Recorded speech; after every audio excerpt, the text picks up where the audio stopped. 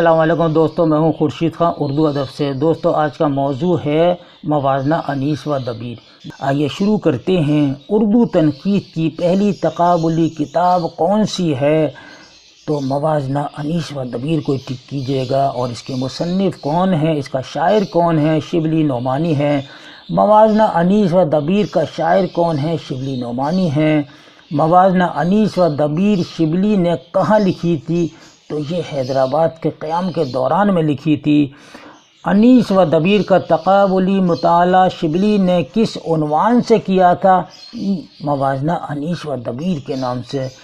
شبلی نے موازنہ انیس و دبیر کب لکھی تھی؟ 1904 میں لکھی تھی۔ شبلی 1905 میں حیدرآباد سے واپس آئے تو موازنہ انیس و دبیر پر پھر سے نظر ثانی کی اور 1906 میں اس پر یعنی کہ نظر ثانی کی۔ موازنہ انیس و دبیر پہلی بار شائع ہوئی 1907 میں، یعنی کہ 1906 میں اس پہ دوبارہ نظر ثانی کی تھی اور 1907 میں اس کو شائع کی تھی۔ اردو میں تقابلی ادب کی ابتدا کس سے ہوتی ہے؟ تو موازنہ انیس و دبیر سے ہوتی ہے۔ شبلی نے سوانح مولانا روم کے بعد کون سی کتاب تصنیف کی تھی؟ تو وہ موازنہ انیس و دبیر۔ شعر العجم سے پہلے شبلی نے اردو تنقید پر کون سی کتاب لکھی؟ تو موازنہ انیس و دبیر لکھی۔ دوستو ایسی سوالات آئیں گے اور یاد رکھیے گا ان سوالات کو۔ شبلی نے موازنہ انیس و دبیر میں بلاغت کے جزیات کے ضمن میں کتنی مثالیں پیش کی ہیں؟ تو 14 مثالیں پیش کی ہیں۔ موازنہ انیس و دبیر ادب میں کس حیثیت سے مقبول ہے؟ تو تنقید ہے، یا اس کا موضوع کیا ہے؟ تو تنقید ہے۔ موازنہ انیس و دبیر کا موضوع کیا ہے؟ تقابلی تنقید۔ یاد رکھیے گا۔ مشہور نقاد شبلی نعمانی نے انیس و دبیر پر تنقیدی کتاب کس عنوان سے لکھی؟ تو موازنہ انیس و دبیر کے نام سے ہی لکھی تھی۔ اردو میں تقابلی مطالعے کی ابتدا کس کتاب سے ہوتی ہے؟ موازنہ انیس و دبیر سے ہی ہوتی ہے۔ شبلی کو تاریخ کا معلم اول قرار دیا۔ شبلی کے بارے میں یہ نظریہ کس کا ہے، یعنی کہ یہ قول کس کا ہے؟ مہدی افادی کا ہے۔ بھائیوں اور بہنوں، یہاں موازنہ انیس و دبیر پر اچھی طرح سے آپ کو یاد رکھنا ہے کہ موازنہ انیس و دبیر میں شبلی نے فصاحت و بلاغت، کلام کی ترتیب، روزمرہ الفاظ کا استعمال، استعارات، تشبیہات وغیرہ پر نہایت تفصیل سے روشنی ڈالی ہے۔ پہلے انہوں نے علیحدہ ان کی تعریف کی ہے، ان کی خصوصیات بتائی ہیں، ان کے کلام میں جو خوبیاں پیدا ہوتی ہیں ان کا ذکر بڑی خوبی سے کیا ہے، اور پھر ان سب کا اطلاق میر انیس کے کلام پر کیا ہے۔ اور پھر موازنہ انیس و دبیر میں شبلی نے معانی و بیان کے اصولوں کو پیش نظر رکھا ہے۔ اردو میں تقابلی ادب کی ابتدا کس کتاب سے ہوتی ہے؟ تو موازنہ انیس و دبیر سے ہوتی ہے۔ یاد رکھیے گا، ایسے سوالات آئیں گے دوستو۔ اور اردو میں تقابلی تنقید کی بنیاد کس نے ڈالی؟ تو وہ شبلی نعمانی نے ڈالی، یعنی کہ دارالمصنفین کے بانی شبلی نعمانی نے ڈالی۔ اور شبلی نعمانی علی گڑھ تحریک سے وابستہ تھے، سر سید احمد خاں کے چہیتے دوست تھے۔ شبلی کے یہاں جگہ جگہ رومانی جھلکیاں نظر آتی ہیں۔ کس کا قول ہے؟ عبادت بریلوی کا ہے۔ شبلی نے اردو تنقید کا ایک ایسا سربلند روشنی کا مینار قائم کیا جس کی نظیر ابھی تک قائم نہ ہو سکی۔ عبدالحق کا یہ خیال ہے شبلی نعمانی کے بارے میں۔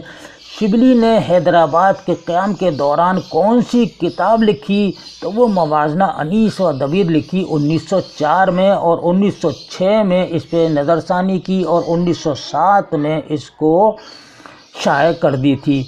شبلی نے کس تنقیدی کتاب میں فصاحت و بلاغت کے کلام کی ترتیب، روزمرہ محاورے کا استعمال پر روشنی ڈالی ہے؟ تو وہ موازنہ انیس و دبیر میں ہے۔ شبلی کی کون سی کتاب اردو تنقید میں سنگ میل کا درجہ رکھتی ہے؟ تو موازنہ انیس و دبیر ہے۔ بہنوں اور بھائیوں، اب شبلی نعمانی کی سوانح عمری پہ آپ کو بتاتا ہوں کہ شبلی نے سیرت النعمان کے نام سے ایک کتاب لکھی۔ اس کتاب کا موضوع ہے امام ابو حنیفہ کی سوانح عمری، یعنی کہ سیرت النعمان کا موضوع کیا ہے؟ سوانح عمری ہے۔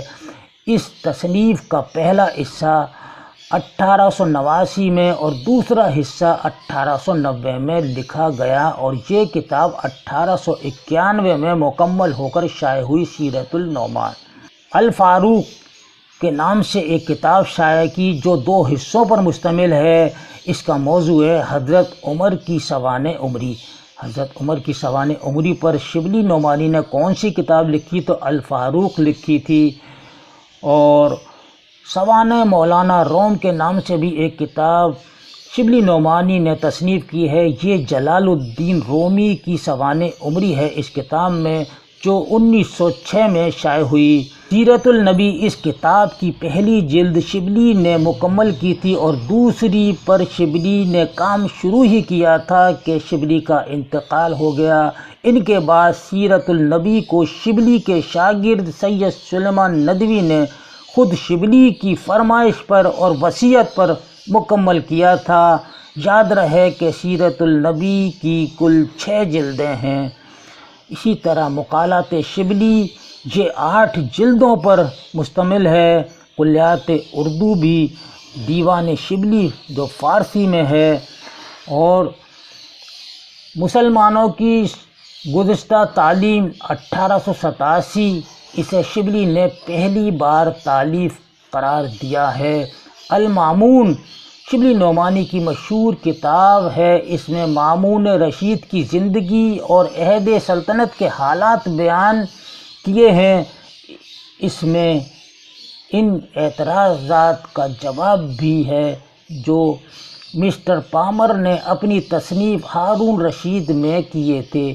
سید سلیمان ندوی نے المامون کو تاریخ نبی العباس کا نچوڑ کہا ہے۔ پہلی اشاعت 1887 میں سر سید کی فرمائش پر المامون شائع ہوئی تھی۔ پہلا ایڈیشن پر نظر ثانی کی، اور سر سید نے 1889 میں اپنے مقدمے کے ساتھ المامون کو دوبارہ شائع کیا تھا۔ مکاتیب شبلی یہ شبلی کی 2 جلدوں پر مشتمل ہے، جس میں شبلی کے خطوط ہیں، یعنی کہ خطوط کا مجموعہ ہے جسے سلیمان ندوی نے مرتب کر کے شائع کیا تھا۔ اسی طرح خطوط شبلی بھی یہ خطوط کا مجموعہ ہے۔ شبلی کے وہ خطوط شامل ہیں جو انہوں نے عطیہ بیگم فیضی اور زہرا بیگم کے نام لکھے تھے۔ اس مجموعے کو محمد امین زبیری اور سید محمد یوسف قیصر نے مرتب کر کے شائع کیا۔ خطوط شبلی بنام آزاد اس مجموعے کو سید محمد حسنین نے مرتب کر کے 1988 میں شائع کیا۔ خطوط شبلی بنام آزاد اس مجموعے کو سید محمد حسنین نے مرتب کر کے 1988 میں شائع کیا تھا۔ باقیات شبلی مقالات شبلی کی جلد ہفتم ان باقیات پر مشتمل تھی جو مقالات کی 7 جلدوں میں شامل نہ کیے گئے تھے۔ مشتاق حسین مزید تلاش و جستجو کے بعد باقیات شبلی کے نام سے ایک مجموعہ اور مرتب کیا جو 1965 میں شائع ہوا تھا۔ شبلی کی اہم نظموں کو بھی بتانا یہاں ضروری سمجھوں گا کہ صبح امید، خواتین عرب، شہر آشوب، اسلام، عدل جہانگیر، مساوات اسلام، اور شبلی نے نظم صبح امید 1884 میں لکھی تھی جو 1885 میں شائع ہوئی۔